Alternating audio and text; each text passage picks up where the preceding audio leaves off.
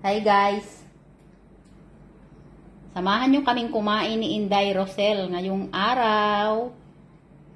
Wala na yung isa naming kasama. Nauna na kasi maaga silang umuwi. Ito yung pagkain namin ngayon. Chicken kamsa. Yung tutong yan mga ka-Inday, gustong gusto ko. Kumakain din ba kayo ng tutong? Yan ang gusto ko. Yan. Yung nakadikit sa pit. Ayan o. Sarap Rosel? O hindi? Ibigay ko.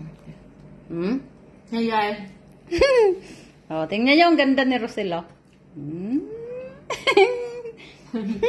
Tapos, meron ditong yogurt. Kumakain kayo nito mga ka-Inday na yogurt. Nilagyan ng, yung carrots ba, saka sibuyas. Tapos, may panghimagas kami dito na watermelon. Ayan. Kain tayo, mga ka-Inday. Samahan nyo kami ni Inday Rosel. Ito lang ang aming pagkain namin ngayon. Ayan. Kain po tayo. Bye-bye. Yan lang.